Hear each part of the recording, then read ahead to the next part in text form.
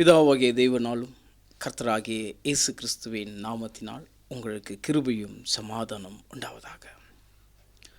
நாம் இந்த புதிய வருடத்தின் புதிய மாதத்திற்குள்ளாக நிலை கொண்டு இருக்கிறோங்க. எப்படி இருக்க வேண்டும் என்று இந்த வருஷத்தில் நாம் கொஞ்சம் வேத பாடம் மூலியமாக தியானித்து அதிலிருந்து நாம் கற்றுக்கொள்ள வேண்டியது என்ன என்பதை நாம் ஆராய்ந்து கொள்வோங்க. நாம் ஒரு 3 விஷயத்தை இந்த வேதத்திலிருந்து பார்த்து இதிலிருந்து நாம் எங்கே இருக்கிறோம் என்பதை கொஞ்சம் கற்றுக்கொள்ள தேவன் நமக்கு உதவி செய்வாராக. என் அன்பு சகோதர சகோதரிகளே, நாம் இன்று தினத்தில் வாசிக்க கேட்ட வண்ணமாக அதன் அடிப்படையாக மார்க்கு 1ஆம் அதிகாரம் 35ஆம் வசனங்கள். அவர் அதிகாலையில் இருட்டோடு எழுந்து புறப்பட்டு வனாந்தரமான ஒரு இடத்திற்கு போய் அங்கே ஜெபம் பண்ணினார். என் அன்பு சகோதர சகோதரிகளே, இந்த வார்த்தையின் அடிப்படையாக நாம் 3 விஷயத்தை பார்க்க போகிறோங்க. முதலாவது ஜெபம். நம்முடைய ஜெபம் எப்படி இருக்கிறதுங்க? நாம் எப்படி இயேசு கிறிஸ்துவோடும் பிதாவோடும் நிலை கொண்டிருக்கிறோம்? நம்முடைய ஜெபம் எந்நேரெல்லாம் ஜெபித்து கொண்டிருக்கிறோம், எப்படிலாம் ஜெபித்து கொண்டிருக்கிறோம் என்பதை வேதத்தின் மூலியமாக நம் கர்த்தராகிய இயேசு கிறிஸ்துடைய ஜெபத்தை வைத்து நம்முடைய ஜெபம் எப்படி என்பதை நாம் தியானிப்போமாக. அவர் அதிகாலையிலே இருட்டோடு எழுந்து வனாந்தரமான ஓரிடத்துக்கு கடந்து சென்று போய் அங்கு அவர் ஜெபம் பண்ணினார் என்பதை வேதத்திலிருந்து இயேசு கிறிஸ்து அவர் செய்த காரியத்தை நமக்கு தேவன் தெளிவுபடுத்துகிறாருங்க. இன்று கிறிஸ்துவர்களாய் சார்ந்திருக்கிற நம்முடைய ஜெபம் அதிகாலை நேரம் எப்படி இருக்கிறதுங்க? நாமும் இருட்டோடு எழுந்து கொள்கிறோமா? இல்லை என்றால் என்னுடைய ஜெபம் எப்படி இருக்கிறதுங்க? லூக்கா 6:12. அந்நாட்களிலே அவர் ஜெபம் பண்ணும்படி ஒரு மலையின் மேல் ஏறி முழுவதும் தேவனை நோக்கி ஜெபம் பண்ணி கொண்டிருந்தார். ஆனால் இயேசு கிறிஸ்து அவருக்கு நேரம் கிடைக்கும் பொழுது அவர் தனியாய் கடந்து சென்று போய் பிதாவிடத்தில் விண்ணப்பத்தோடு அவர் ஜெபித்து கொண்டிருக்கிறாருங்க. என் அன்பு சகோதர சகோதரிகளை, நம்முடைய ஜெபம் எப்படி இருக்குதுங்க? நமக்கு கொடுக்கப்பட்டிருக்கிற அந்த தனிமையான நேரம் நம்ம எதை நோக்கி கொண்டு இருக்கிறோங்க? என் மனப்போன போக்கிலும் என் மனம் ரம்மியமாய் விரும்புகிற காரியத்தில் நான் இன்னும் அதுக்கே இடம் கொடுத்து கொண்டு இருக்கிறேனா? இல்லை என் தனிமின் பாதியில் கர்த்தராகிய இயேசு கிறிஸ்துவை நினைத்து கர்த்தருக்குரிய சிந்தையாய் நான் கொண்டு இந்த உலகத்தில் உண்மையாய் கனி கொடுக்கிறேனா? இயேசு கிறிஸ்துடைய தனிமின் பாதியில் பிதாவை நோக்கி ஜெபித்தாருங்க. என்னுடைய தனிமையின் பாதியில் நான் எப்படி இருக்கிறேங்க? என்னுடைய ஜெபம் எப்படி இருக்குதுங்க? நான் போன வருஷத்தில் என்னுடைய ஜெபம் குறைவாக இருந்திருக்கலாங்க. ஆனால் இந்த வருஷத்தில் நாம் நம்முடைய ஜெபத்தில் கொஞ்சம் அதிகமாய் உணர்வுள்ளவர்களாக தேவனுக்கு பயந்து நடப்போங்க. நாம் முதலாவது ஜெபத்தின் குறிப்பை பார்த்துங்க. இயேசு கிறிஸ்து அவர் தனிமையோடு இருக்கும் பொழுது பிதாவோடு உறவாடினாருங்க. என்னுடைய தனிமையின் பாதை நான் எதை சார்ந்து இருக்கிறேன் என்பதை நம்மளை புரிந்து அது கர்த்தருக்குள்ளாக உண்மையாய் கனி கொடுக்கும்படி நாம் திரும்புவோங்க. இரண்டாவது விஷயத்தை நாம் வாசிக்க கேட்கிறதற்கு முன்பதாக, வேதத்தில் பிரியமாய் இருக்கிற மனுஷன் பாக்கியவான் என்று தேவன் நமக்கு இந்த வருஷத்தில் பிழை போட்டாருங்க. உங்களுடைய வேத தியானம் எப்படி இருக்கிறதுங்க?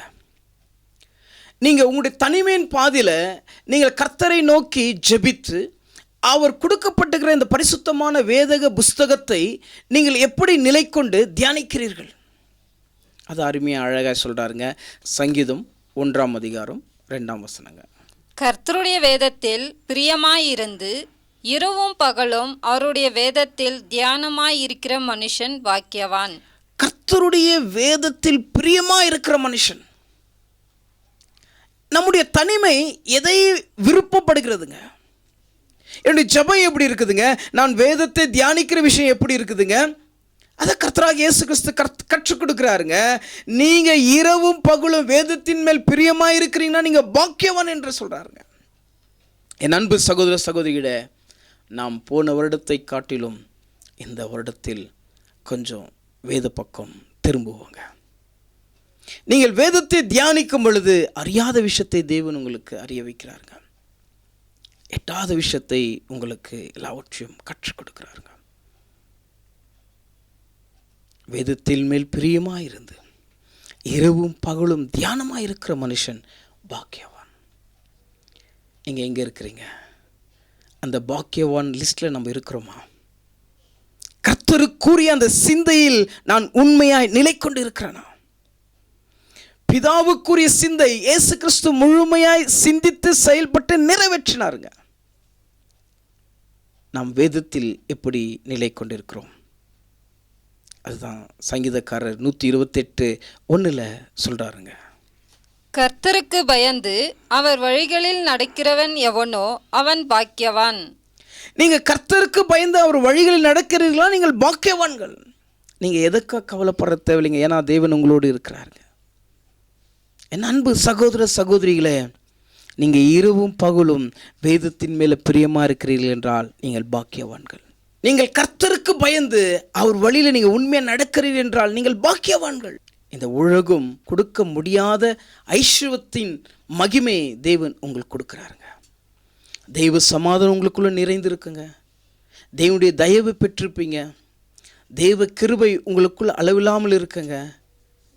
தேவனுடைய மகிமைக்குள்ளாக நீங்கள் மூடி நிலை கொண்டிருப்பீங்க.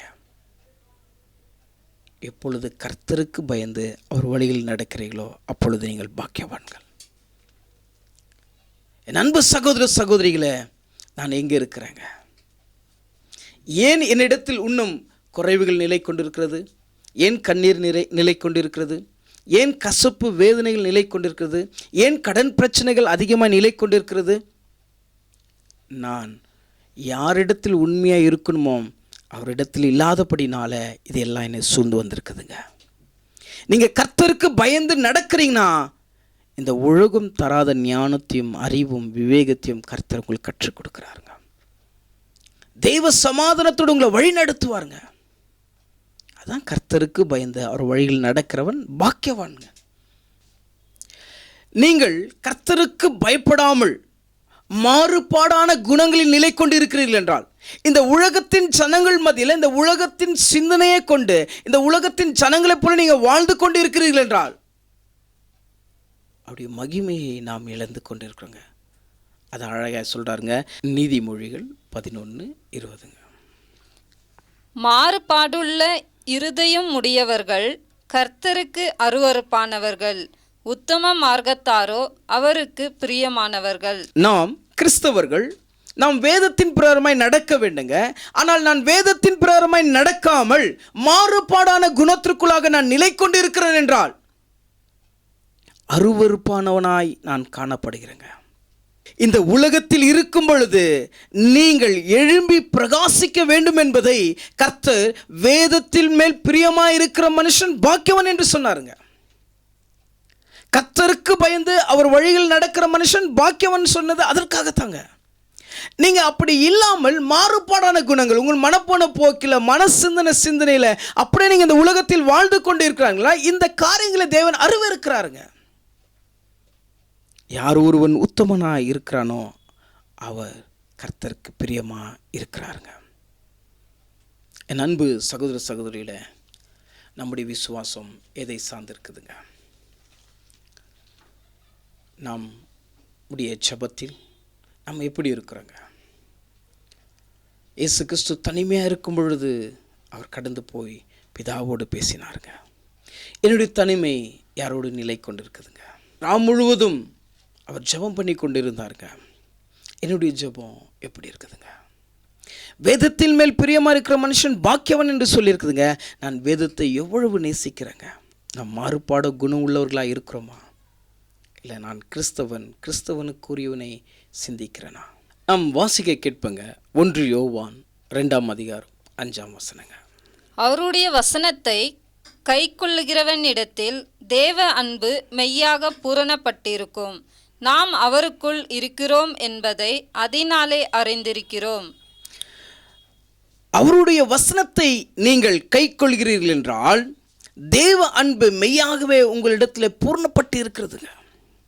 நாம் அவருக்குள் இருக்கிறோம் என்பதை அதனாலே அறிந்திருக்கிறோம். நீங்க வசனத்தை கை கொண்டு உண்மையாய் நடக்கிறீங்களா? கர்த்தருக்கு பயந்து அவர் வழிகளில் நடக்கிற மனுஷன் பாக்கியவான்க. நீங்க கர்த்தருக்கு உண்மையா பயந்து அவருடைய வழியில் உண்மையா நீங்க நடக்கிறீர்கள் என்றால் கர்த்தருடைய அன்பு உங்களுக்குள் நிலை கொண்டு இருக்குதுங்க. கர்த்தருடைய வசனத்தை யார் ஒருவன் கை கொண்டு நடக்கிறானோ அவனிடத்தில் தேவ அன்பு நிலை கொண்டு இருக்குதுங்க. இல்லை என்றால் மாறுபாடான குணத்தில் நிலை கொண்டு இருக்கிறாருங்க. அப்போ அந்த மாறுபாடான குணத்தை கர்த்தர் அருவருக்கிறாருங்க. உத்தமனாய் கர்த்தருடைய வசனத்தை நேசித்து நடக்கிறவன் மேலே கர்த்தர் பிரியமாக இருக்கிறாருங்க. நாம் மூன்றாவது விஷயத்தை பார்ப்போங்க. சகோதரர்கள் ஒருமித்து வாசம் பண்ணுவது. சங்கீதம் 133:1. இதோ சகோதரர் ஒருமித்து வாசம் பண்ணுகிறது எத்தனை நன்மையும் எத்தனை இன்பமுமானது. பாருங்க, சகோதரர்களாய் ஒருமித்து வாசம் பண்ணுவது எத்தனை இன்பமாக இருக்குதுங்க. நீங்கள் ஜபத்தில் உறுதியாக தரித்திருக்கிறீங்க, வேதத்தை தியானிக்கிறீங்க, அநேக இடத்துல சகோதரர்கள் அதில் கடந்து சென்று போய் தேவனுடைய வார்த்தை பேசுகிறீங்க, ஒருமித்து பிதாவாகிய தேவனையும் கர்த்தராகிய இயேசு கிறிஸ்துவையும் நீங்கள் ஆராதிக்கிறீர்கள். இது எவ்வளவு உங்களுக்கு இன்பமான விஷயம் என்பதை வேதத்திலிருந்து தேவன் நமக்கு தெரிவிக்கிறாருங்க. நான் சகோதரிய ஐக்கியத்தில் குறைப்பட்டு இருந்தால் இந்த வருடத்தில் என்னுடைய சகோதரிய ஐக்கியத்தில் இன்னும் கொஞ்சம் நான் அதிகரிக்க தேவன் நமக்கு உதவி செய்வாராக. நான் எங்கே இருக்கிறேங்க? இந்த உலகத்தை சார்ந்த உலகத்தின் ஜனங்களோடு என் சிநேகம் நிலை கொண்டு இருக்குதா? மாறுபாடான குணத்தில் இன்னும் உறுதியாய் தரித்திருக்கிறேனா? அப்படி இல்லாதபடிக்கு சகோதரர்களை நாம் ஒருமித்து வாசம் பண்ணும்படி கர்த்தர் அப்போஸ்தலர் 4:32. விசுவாசிகள் ஆகிய திரளான கூட்டத்தார் ஒரே இருதயமும் ஒரே மனம் உள்ளவர்களாய் இருந்தார்கள். ஒருவனாகிலும் தனக்குள்ளவைகளில் ஒன்றையும் தன்னுடையது என்று சொல்லவில்லை, சகலமும் அவர்களுக்கு பொதுவாய் இருந்தது. ஒரே மனம் இருக்குங்க, ஒரே இருதயம் இருக்குங்க. இது எங்களுது என்று அந்த எண்ணம் வராதுங்க. ஒரு மன ஆவி அந்த இடத்துல நிலை கொண்டு இருக்குதுங்க. கர்த்தருடைய குணலட்சணம் அந்த இடத்துல இருக்குதுங்க. நீங்கள் எப்போ உங்களுடைய தனிமின் ஜபத்திற்குள்ளாக கடந்து போகிறீங்களோ, எப்போ நீங்கள் வேதத்தை தியானிக்கிறீர்களோ, அப்பொழுது நீங்கள் ஒரே இருதயம் உள்ளவர்களாய் மாறப்படுறீங்க. ஒரே சிந்தையாக நீங்கள் வாழ பிரயாசப்படுறீங்க. உங்களுடைய அன்பு உண்மை உள்ளதாக இருக்குதுங்க. இயேசு கிறிஸ்துடைய அன்பை அறிந்திருக்கிற நாம் அந்த அன்புக்கு கூறிய பாத்திரமாய் இந்த பூமியில் நம்ம கனி கொடுக்குறோமா? நான் போன வருஷத்தில் எப்படி வாழ்ந்தனும் தெரியலிங்க, ஆனால் மீண்டும் இந்த வருஷத்தை தேவன் நமக்கு கூட்டி கொடுத்துருக்காருங்க. என்னுடைய சகோதர ஐக்கியம் எப்படி இருக்குதுங்க? நானும் ஒரே மனம் ஒரே சிந்தையாக இருக்கிறேனா? 1 யோவான் 4:12. தேவனை ஒருவரும் ஒருபோதும் கண்டதில்லை. நாம் ஒருவரிடத்தில் ஒருவர் அன்பு கூர்ந்தால் தேவன் நமக்குள் நிலைத்திருக்கிறார், அவருடைய அன்பும் நமக்குள் பூரணப்படும். நாம் ஒருவரிடத்தில் ஒருவர் அன்பு கூர்ந்தால் தேவன் நமக்குள் இருக்கிறார் என்பதை மற்ற ஜனங்கள் புரிந்து கொள்ள முடியுங்க. ஏனென்றால் அது தேவனுடைய அன்பின் சொரூபங்க. என் அன்பு சகோதர சகோதரிகளே, நீங்கள் திருவசனத்தை கேட்கிறீங்க, திருவசனத்தை தியானிக்கிறீங்க, ஆனால் சகோதரருடைய ஐக்கியத்தில் நீங்கள் நிலை கொண்டு உங்களுடைய உண்மையான அன்பு நிலை கொண்டு இல்லாமல் போனால் தேவனுடைய அன்பு உங்களிடத்தில் இல்லை என்பதை புரிந்து கொள்ள முடிகிறதுங்க. நீங்கள் உங்களிடத்தில் தேவன் இருக்கிறார் என்பதை எப்படி மற்ற ஜனங்கள் புரிந்து கொள்ள வேண்டும் என்றால், உங்களுடைய அன்பினாலே தேவன் உங்களோடு இருக்கிறார் என்பதை அதை புரிந்து கொள்ள வேண்டுங்க. அதுதான் கர்த்தராகிய இயேசு கிறிஸ்து நமக்கு கற்றுக் கொடுத்தாருங்க. கர்த்தருக்கு பயந்து அவர் வழிகளில் நடக்கிற மனுஷன் பாக்கியவான்க. அப்போ இந்த உண்மையான குணலட்சணம் நம்ம இடத்துல வராங்க. நம்ம உண்மையான சகோதரர்களை நேசிப்போங்க. தேவன் உங்களிடத்தில் பார்ப்பாங்க. நாம் வாசிக்க கேட்பங்க. 1 யோவான் 1:6. நாம் அவரோடு ஐக்கியப்பட்டவர்கள் என்று சொல்லியும் இருளிலே நடக்கிறவர்களாய் இருந்தால் சத்தியத்தின்படி நடவாமல் பொய் சொல்லுகிறவர்களாய் இருப்போம். நம்ம ஐக்கியப்பட்டவர்கள் என்று சொல்லுகிறோங்க. ஐக்கியப்பட்டவர்கள் என்று சொல்லி ராபோஜனத்தை எடுக்கிறாங்க. கிறிஸ்து எனக்காக மரித்தார் என்று நினைவு கூறுறாங்க. ஆனால் அப்படி சொல்லி கொடுங்க, நான் இருளில் நடக்கிறவனா இருக்கிறேன்னா பொய் சொல்லுகிறேன் என்று சொல்கிறாருங்க. அதான் மாறுபாடான குணங்க. அப்படி இருக்கக்கூடாதுன்றது கர்த்தர் கற்றுக் கொடுக்குறாருங்க. யார் ஒருவன் இருளில் நடக்கிறானோ அவனிடத்தில் சத்தியம் இல்லை என்று சொல்கிறாருங்க. அதான் மாறுபாடான குணம். அதை கர்த்தர் அருவருக்கிறாருங்க.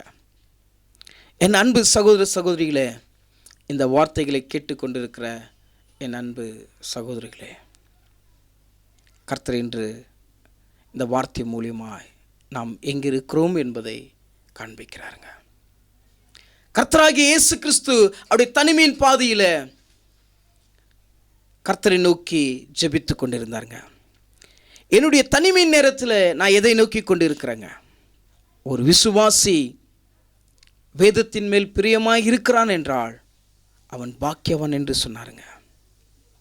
அவன் பாக்கியவானாய் இருக்கும் பொழுது தன் சகோதரை உண்மையாய் நேசிக்க முடியுங்க. நான் வேதத்தின் பிரகாரமாய் தியானித்து நடக்கிறேனா? கர்த்தருக்கு பயந்த ஒரு வழியில் நடக்கிற மனுஷன் பாக்கியவன் என்று சொன்னாருங்க. நான் கர்த்தருக்கு பயந்த ஒரு வழியில் நடந்து கொண்டிருக்கிறேனா? நான் எங்கே இருக்கிறேன்றது இந்த வருஷத்தில் நம்ம யோசிப்போங்க. நான் வேதத்தை தியானிக்காமல் இருந்தால் இப்பொழுது தியானிக்கத்தக்கதாக நாம் கடந்து செல்வோங்க. என் அன்பு சகோதர சகோதரிகளே, உங்களுடைய ஜெபம் எப்படி இருக்கிறது? உங்களுடைய வேத வசன தியானம் எப்படி இருக்குதுங்க? உங்களுடைய சகோதரிய ஐக்கியம் எப்படி இருக்கிறது? இது கர்த்தர் இந்த வருஷத்தில் நம்மளோடு பேசி கொண்டிருக்காருங்க. நாம் கிறிஸ்துவை சார்ந்திருக்கிறோம் என்றால் கிறிஸ்துடைய குண லட்சணங்கள் நம்மிடத்தில் இருக்கும்படி தேவன் கற்றுக் கொடுக்கிறார். பிதாவாகிய தேவனாலும் கர்த்தராகிய இயேசு கிறிஸ்துவின் நாமத்தினாலும் உங்களுக்கு கிருபையும் சமாதானம் உண்டாவதாக. ஆமென்.